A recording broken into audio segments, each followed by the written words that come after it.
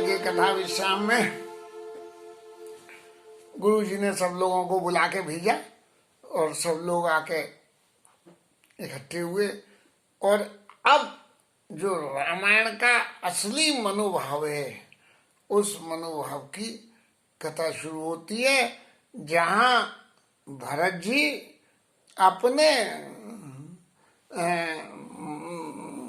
अपने मन की बात को ठाकुर जी के सामने कैसे, राम जी के सामने कैसे रखते हैं, और इन दोनों भाइयों के बीच की जो बात है उनके अर्थ को बाकी बड़े बड़े मनीषी लोग भी समझ नहीं पाए। और उन मनीषी लोगों में सबसे पहले तो जो है कुलगुरु वशिष्ठ जी महाराज रहे, जिन्होंने अपना बयान उस भरी सभा में जो दिया, उस दिए हुए बयान के हिसाब से उस बयान का कोई अर्थ ही नहीं होता है। लेकिन सामने सामने सुनने से ये लगता है कि ये गुरुजी जो बात कह रहे हैं वो बहुत ही अच्छी बात है। और राजनीति का सबसे बड़ा, क्योंकि राजा तो दशरथ जी तो चले गए, वहां राम जी ने आ गए। अब राजकाज की जो सबरी बातें हैं उसको देखना तो मंत्री और गुरु का फर्ज होता है। वही एक पीएम एक्सपायर हो जाए तो एक्टिंग आ जाता है, उसका काम है उसे देखना। तो ऐसे ही एक्टिंग राजा की तरह से गुरु जी महाराज को जो करना चाहिए था वो सारी क्रियाओं को कर रहे हैं, और उसी तरह से वो सारे भाषणों को दे रहे हैं। उन भाषणों का पहले हम पाठ करते हैं।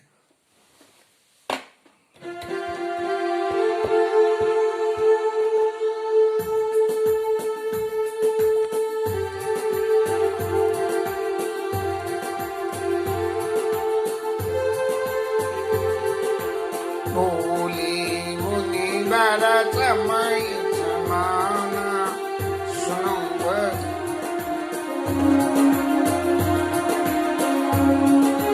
बोले मुनि बड़ा समय समाना सुनो बात।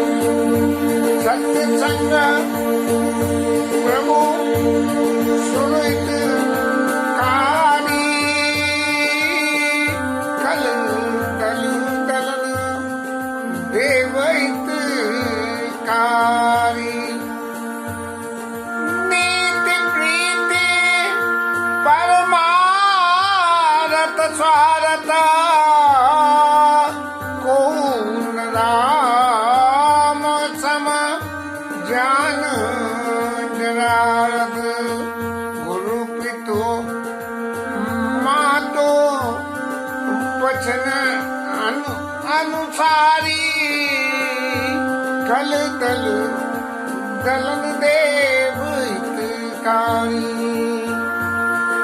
विधि हर हर रव शशि रवि दिस दिस राउ और माया। विधि हरि हरि हरो रवि शशि दिस पाला माया जीव कर्म कुम काला। अहिप महिप जय लग प्रभुताई योग सिद्ध निगमागमवाई। कर विचार देखो यदि के राम जाई शीश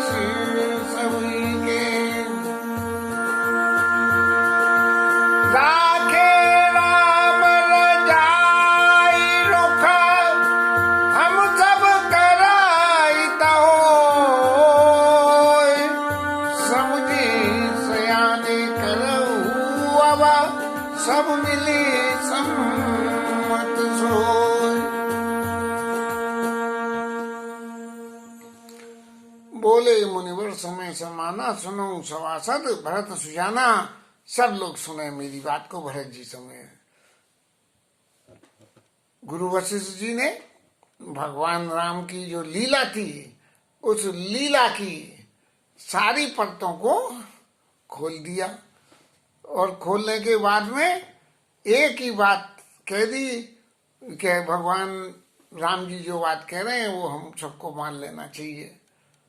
अब जब जीवन सारा ही भगवत इच्छा के अधीन होता है, तो ये सब बातें बिल्कुल सुनने में इतनी अच्छी लगती हैं, क्योंकि ये नीति और प्रीति के दोनों के समन्वय को बनाती हैं, आपस में मिला के बनाती हैं नीति को और प्रीति को। खाली नीति से काम नहीं चलता, खाली प्रीति से काम नहीं चलता। प्रीति होती है तो नीति छूट जाती है, और नीति ज्यादा हो तो प्रीति छूट जाती है। अरे वो तो बड़े कानूनबाज है। और प्रीति हो, अरे उनका तो दिमाग खराब हो गया पुत्र मोह में, इसलिए ऐसी बातें करने। था बोले मुनिवर समय समाना, सुनऊ सभासद भरत सुजाना। धर्म धुरी न बानो कुल बानो, धर्म की धुरी को धारण करने वाले सूर्यवंश के सूर्य हैं, और राजा राम स्ववस भगवान, वो प्रत्यक्ष भगवान है, खुद ही भगवान है। उन्हें किसी को भगवान का सर्टिफिकेट देने की जरूरत नहीं है। कोई सर्टिफिकेट दे तो वो भगवान हो। सत्य संग पालक श्रुति सेतु, और राम जन्म जग मंगल हेतु। भगवान राम का जन्म इस जगत के मंगल करने के लिए हुआ है, और सत्य को धारण करने वाले, सत्य संग पालन श्रुति सेतु, श्रुतियों ने जो बात कही है उनको पालने वाले ऐसे भगवान है। और नीति प्रीति परमारथ स्वारथ, को न राम सम जान जथारथ। और नीति और प्रीति, इन दोनों को भगवान राम के समान कोई नहीं जानता। इन दोनों का समन्वय नीति का और प्रीति का कैसे होना चाहिए, ये भगवान राम अपने जीवन में सब दर्शन कराते हैं। राजा दशरथ की प्रीति के कारण वन में चले गए, पिताजी के वचन थे। और नीति ये कि उसमें माँ की सहमति थी, कैकेयी अम्मा की। तो नीति ये है कि जब माता पिता दोनों कह रहे हैं तो भैया जाओ, एक कहे एक नहीं तो ठीक है, लेकिन जब दोनों कह रहे हैं तो जाओ। तो नीति प्रीति परमारथ स्वारथ, और कौन राम सम जान जथारथ। दूसरी भाषा में कहें तो भरत प्राण प्रिय पावई राजू, विधि सब विधि मोई सन्मुख आजू। कि मेरे प्राण प्यारे भरत भैया को राज्य मिल जाएगा। और जोनो जाऊं बन ऐसे उकाजा, और प्रथम गनीय मोई मूड समझा। यदि फिर भी मैं बन नहीं जाऊं, अरे भरत जो मेरे लिए प्राणों के समान प्रिय हैं, और उनको राज्य शासन मिल रहा है, उस राज्य शासन को मिलने पे मैं उनके लिए वन में नहीं जाऊं तो मेरे बराबर कौन मूर्ख होगा। ऐसी भगवान राम की जो प्रीति है, तो नीति प्रीति परमारथ स्वारथ, कौन राम सम जान यथार्थ। भगवान राम के संग यथार्थ रूप में कोई नहीं जानता। जानते तो सब हैं, लेकिन वास्तव में यथार्थ क्या होता है, इन दोनों का समन्वय जब हम बनावें, और समन्वय बनाने के बाद जो अर्थ निकले उसका पालन करें, उसका नाम है कौन राम सम जान यथारथ। ऐब महिप जान लगे प्रभुताई, जोग सिद्धि निगमागम गाई। इस संसार की प्रभुता, लोगों की राज सत्ता, राज्य की बातें, और योग और सिद्धि, और योग सिद्धि निगमागम गाई। निगमों ने जो बड़ी बड़ी उदाहरण दे दे के नीतियों की बातें कही हैं, उन सबको कर विचार देखो जियनी के। उन सब बातों को जरा आप लोग सब मिलकर विचार करो, और विचार करके जरा अच्छी तरह से सोचो तो क्या नतीजा आएगा। राम रजाई शीस ही के, राम जी की आज्ञा ही हमारे सबको शिरोधार्य करने योग्य है। राम जी की आज्ञा तो है, लेकिन राम जी तो आज्ञा देने की स्थिति में ही नहीं रहे, क्योंकि उन्होंने तो स्वेच्छा से राजा की आज्ञा को सुन के राज्य शासन को छोड़ दिया। अब भगवान के कैरेक्टर को लेके और इन लोगों के ऊपर में अपनी आज्ञा को भगवान राम सौंपे थोपे, तो वो फिर आगे फिर वो नीति प्रीति परमारथ स्वार्थ कौन राम सन जन यथारथ कहाँ हुआ कि भाई वो तो मैं सब कुछ हूँ इसीलिए मैं अपनी थोप रहा हूँ, मैं थोप रहा हूँ तो आप सब थोपो। लेकिन भगवान राम का स्वभाव ऐसा नहीं है। भगवान राम अपने जीवन में वो सबरी बातें करते हैं, जिन सब बातों के करने से भगवान के भक्तों का, जो भगवान को मानते हैं, भगवान को जानते हैं, जिनका ध्यान करते हैं, उन सब लोगों की सारी बातों की पूर्ति हो जाए। इसलिए आप लोग क्या कर, राखे राम रजाई रुख हम सब कर हित हो, सब समुझ सयाने करो अब सब मिली सम्मत सोई। राम जी के रुख को रखने में ही सबका भला है, इसलिए आप सब लोग चतुर हो और आपस में सब मिलके अपनी मीटिंग वीटिंग करा के और ये तय कर लो कि राम जी को क्या करना चाहिए, और जो सबकी सलाह हो वो काम करो। तो ये सबकी सलाह शब्द जोड़ के गुरु जी महाराज ने अपने आप को थोड़ा सा बचाव कर लिया, लेकिन ना ही अयोध्या की जनता ने, ना ही भरत जी ने और ना ही राम जी ने गुरु जी को किसी भी कीमत पे इस सारी क्रिया में कि जब तक भरत जी लौट के आए हैं तब तक गुरु जी को अलग नहीं होने दिया। हालांकि गुरु जी ने कितनी दफे ये प्रयास किया कि भैया तुम सब लोग सब कर लो जो चाहो सो, और यदि मैं अपनी ठेठ देसी भाषा में कहूँ, बोले भैया मेरा तो पिंड छोड़ो, वो राम जी हैं, वो ठाकुर जी हैं, वो भगवान है और तुम सब उनके भगत हो, तो वो सब मिलके जो चाहो सो अपने तय कर लो। लेकिन बस मेरा यही कहना है कि वो भगवान है, इसलिए उनकी बात को मानो। समुझी सयाने करो अब सब मिली सम्मत सोई। अब सब लोग समझो और करो जिसमें सबकी सहमति हो। अब जब सहमति हो और राम जी का रुको, यदि राम जी की सलाह उसमें विपरीत हो तो क्या करें, ये बात साइलेंट रह गई। लेकिन गुरु जी ये अच्छी तरह से जानते हैं कि राम जी समाज के हिसाब से जो भी कुछ है, जो होना चाहिए, उसके विपरीत कभी भी अपनी इच्छा को नहीं रखते हैं। सब कहूँ सुख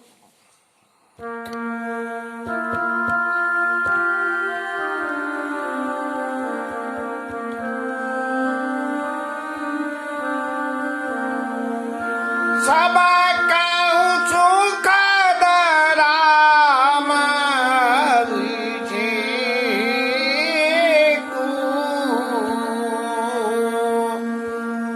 मंगल मंगल मूल मोद मग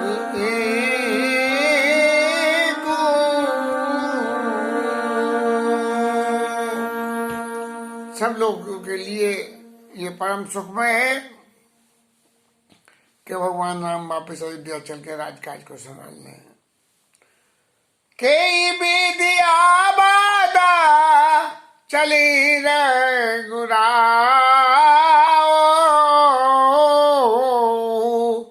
करऊ समुझी सोई करिय उपाओ।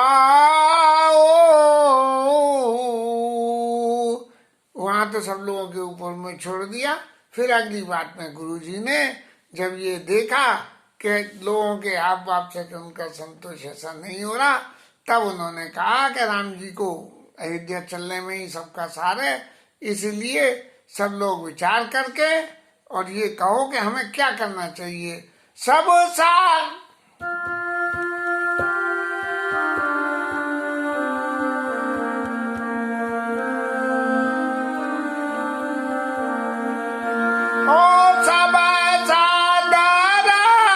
सुन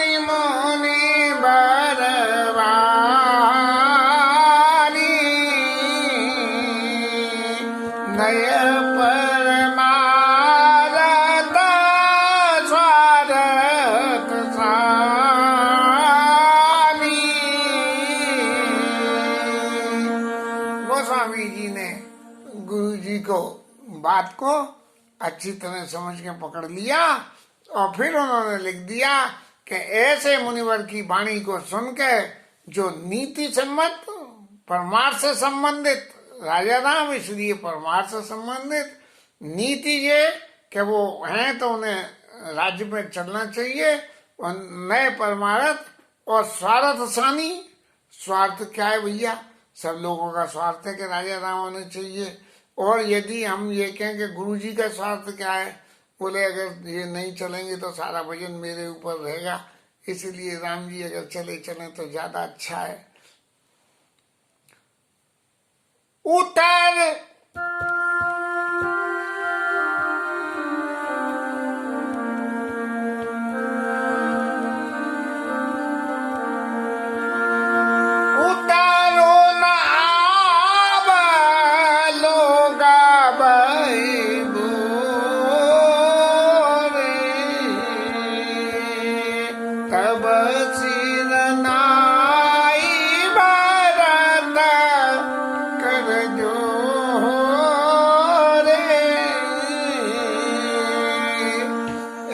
गुरु जी तो चुप हो गए और लोगों को ये मौका दिया कि लोग अपनी अपनी बातें कहें।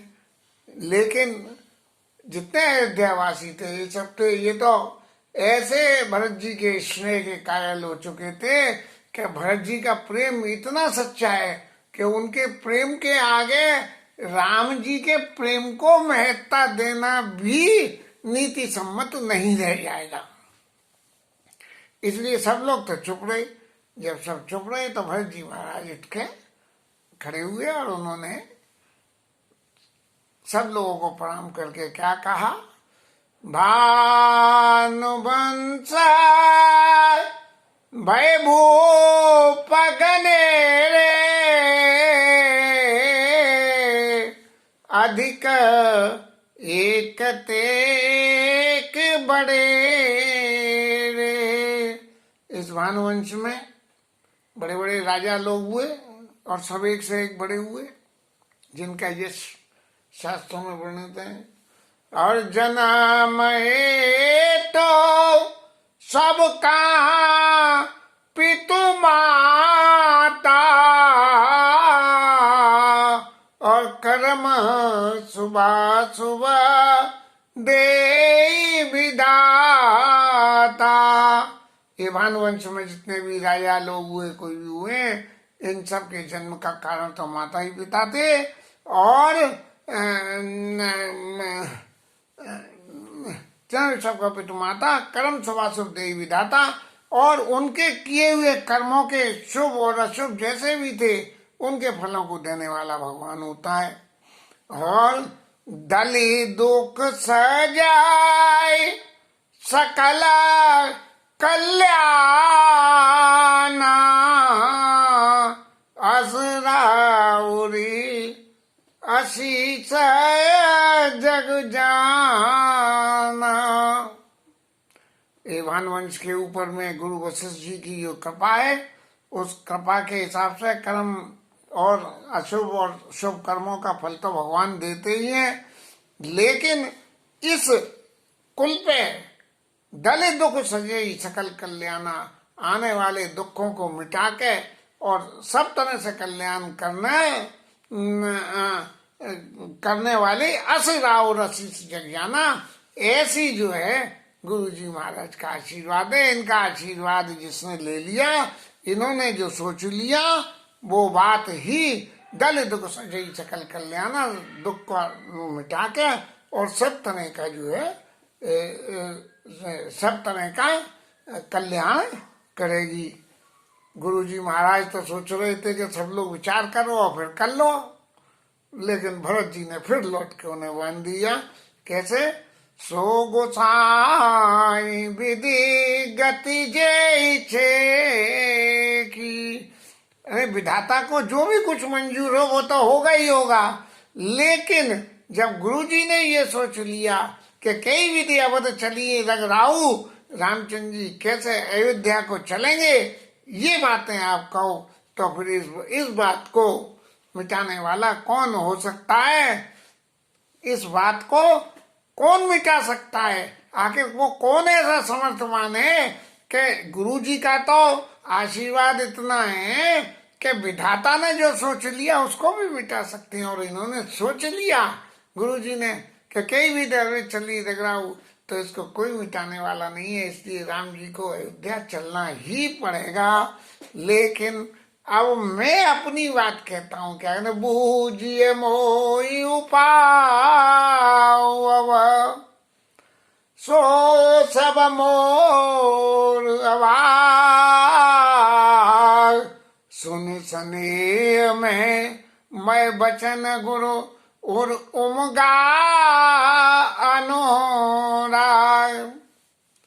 ये भरत जी का बयान यदि हम सही मायने में आंकें तो शायद ये कटाक्ष का स्वरूप भी गिना जा सकता है कि बूझिए मोई उपाय। अब बोले अब मुझसे पूछ रहे हैं आप लोग सब, तो भैया अब क्यों पूछ रहे हो? यदि जिस वक्त ये कांड हुआ था और उसी वक्त राम जी को रोक लेते गुरु जी महाराज, आपकी तो पावर थी कि आपने यदि राम जी से कह दी कि नहीं पहले भरत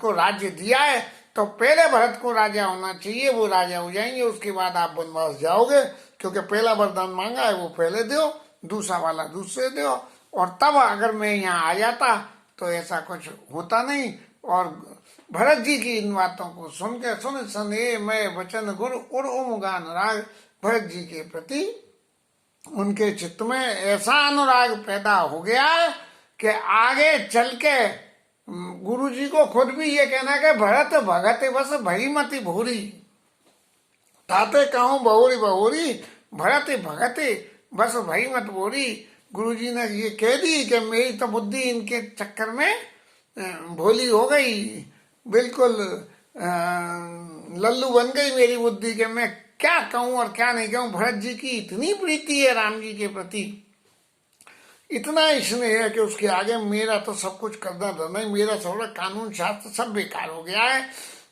तात बात है पुर राम कबाई,